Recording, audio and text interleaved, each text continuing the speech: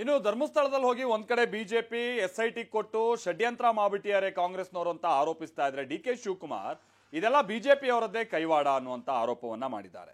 ಅಂದ್ರೆ ಮೂಲ ಬಿಜೆಪಿ ಕಾರ್ಯಕರ್ತರೇ ಈ ತರದ ಷಡ್ಯಂತ್ರವನ್ನ ಮಾಡ್ತಾ ಇರುವಂತದ್ದು. ಬಿಜೆಪಿಗರ ವಿರುದ್ಧ ಅವರು ಆರೋಪ ಮಾಡ್ತಾ ಅವರಲ್ಲಿ ಇದೀಗ ಆಂತರಿಕವಾಗಿ ಎರಡು ಬಣ ಆಗಿದೆ.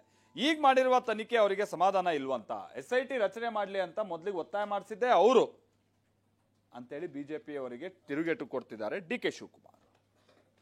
ಮಾಡಿರೋ ತನಿಖೆ ಅವ್ರಿಗೆ ಸಮಾಧಾನ ಇಲ್ವಂತ, ಅವರೇ ಎಸ್ಐಟಿ ಬೇಕು ಅಂತ ಹೇಳಿದವ್ರು ಅವರೇ, ಸ್ವಾಗತ ಮಾಡಿದವ್ರು ಅವರೇ, ನ್ಯಾಯ ಕೊಡಬೇಕು ಅಂತ ಅವರು ಬಾಯಿ ಯಾವತ್ತೂ ಬಿಚ್ಚಲಿಲ್ಲ.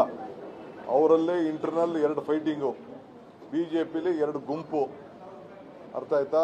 ಅವ್ರದೇ ಷಡ್ಯಂತ್ರ. ಯಾರು ಇದನ್ನೆಲ್ಲ ವ್ಯವಸ್ಥೆ ಮಾಡಿದ್ದಾರೆ ಎಲ್ಲ ಬಿಜೆಪಿಯ ಮೂಲ ಕಾರ್ಯಕರ್ತರೇ. ಇದನ್ನೆಲ್ಲ ಧರ್ಮಸ್ಥಳದವ್ರ ಮೇಲೆ ಕೆಟ್ಟ ಹೆಸರು ತರಬೇಕು ಅಂತ ಹೇಳಿ ಎಲ್ಲ ಮಾಡಿರೋರೆಲ್ಲ ಅವರೇನೆ. ಈಗ ಎಲ್ಲ ನಾಟಕನೂ ಆಡ್ತಾ ಇದ್ದಾರೆ.